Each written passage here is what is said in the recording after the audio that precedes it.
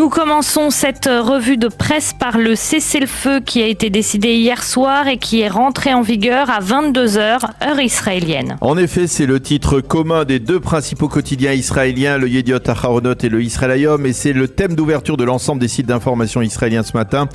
Un cessez-le-feu à l'épreuve, titre le Yediot Aharonot dans le bas de sa une. Après 5 jours et 1300 roquettes tirées à partir de la bande de Gaza, l'opération bouclier et flèche est probablement arrivée à son terme. Mais pour tout le monde, il est évident que le prochain round n'est qu'une question de temps.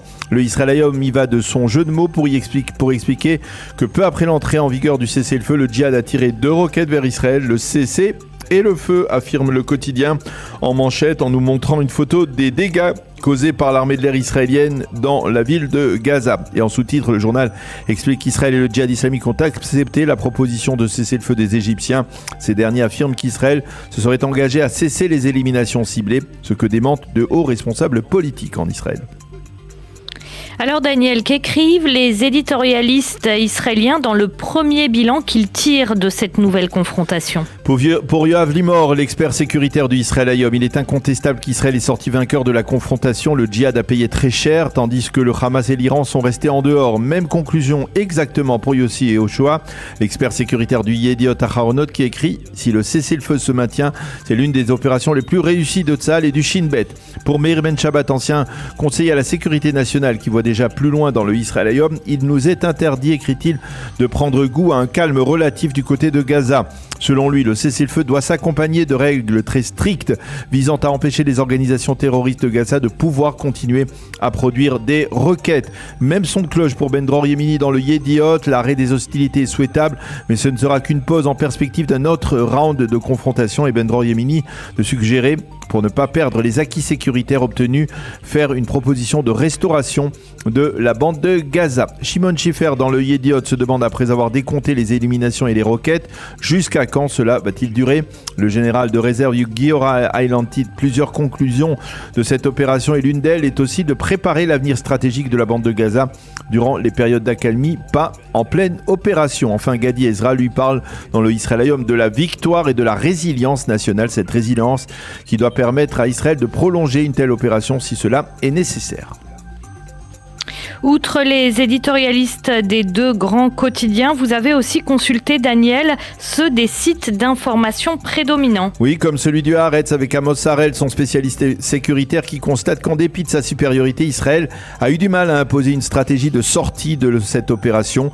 Quant à l'éditorialiste anonyme du même Haaretz, il qualifie ce round de confrontation d'inutile et de superflu, tout simplement. Et toujours dans le Haaretz, un éditorial qui nous demande de cesser de jouer sur la corde du principe selon lequel Israël n'a pas d'autre choix que ces confrontations. Cela nous conduit à élever au rang de rituel sacré avec cynisme notre résilience, affirme cet éditorialiste. Alon Ben David explique dans le Maariv qu'en tirant sur Israël, le djihad a voulu instaurer une nouvelle équation et il a échoué.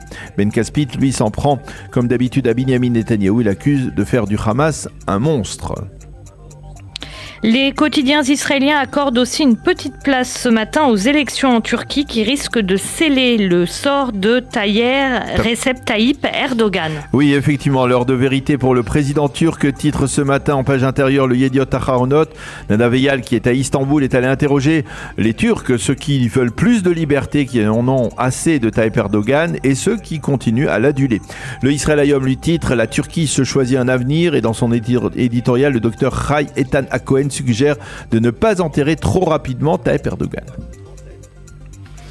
Dans le Israel Hayom, on remarque l'éditorial de David Friedman, l'ambassadeur des États-Unis en Israël sous Donald Trump. Et pour cause, David Friedman mentionne dans cet éditorial le 5e anniversaire de l'ouverture de l'ambassade des États-Unis à Jérusalem. C'était le 14 mai 2018, il y a 5 ans, donc très exactement jour pour jour. Et il précise, c'était 70 ans après que David Ben Gurion ait créé l'État d'Israël. Il rappelle que des observateurs avaient prédit que cette ouverture allait entraîner un conflit sanglant. Et ils se sont trompés, écrit David Friedman. Et puis ce matin, Daniel, dans les quotidiens israéliens et sur les sites d'information, un visage rayonnant, celui de Noah Kirel. Oui, enfin, et en effet, ceux qui sont allés se coucher tard ou ceux qui se sont levés tôt le savent, Noah Kirel n'a pas remporté l'Eurovision 2023, mais elle y a réalisé une prestation plus qu'honorable en terminant à la 3e place après avoir placé Israël au second rang des votes des 37 jurys des pays participants. Le Yediot Aharonot a attendu le résultat pour boucler son édition. Il place Noah Kirel au-dessus du cessez-le-feu. Noah, tu es phénoménal, titre le journal en manchette avec en pastille 3e place, très honorable. 3e place annonce pour sa part le Maariv, un résultat lui aussi phénoménal, titre ce matin le site N12. Le Israël Hayom lui a dû se contenter d'un titre plus vague ayant dû boucler son édition plus tôt. Tous les médias mentionnent tout de même que c'est la Suède qui l'a largement emporté devant la Finlande. Et culture, toujours, nous terminons cette revue de la presse israélienne par l'édition régionale du Yediot Aharonot à Jérusalem qui nous offre une interview d'Enrico Macias dans son édition du vendredi. Oui, pourquoi cette interview, Eva ? Eh bien parce qu'Enrico Macias effectuera à la fin du mois de mai, oui, début juin, une énième tournée en Israël avec un passage le 6 juin au Théâtre de Jérusalem. Et ce qui est intéressant, c'est que dans cet entretien relativement court, Enrico Macias, qui je vous le rappelle a 84 ans, rappelle son premier concert en Israël qui remonte à mai 67, un mois avant la guerre des 6 jours. Mais ce qui est plutôt intéressant, c'est qu'Enrico affirme regretter de ne pas avoir fait son Aliyah. J'ai toujours voulu venir, mais la vie m'a dirigé autrement. Aujourd'hui, j'ai perdu mon épouse, Suzy, écrit-il, et je suis resté avec mes enfants et mes petits-enfants en France. Un aveu émouvant d'Enrico Macias qui par ailleurs refusait de s'exprimer sur la politique en Israël. Je ne suis pas israélien, donc je ne me sens pas le droit de m'exprimer à ce propos, écrit.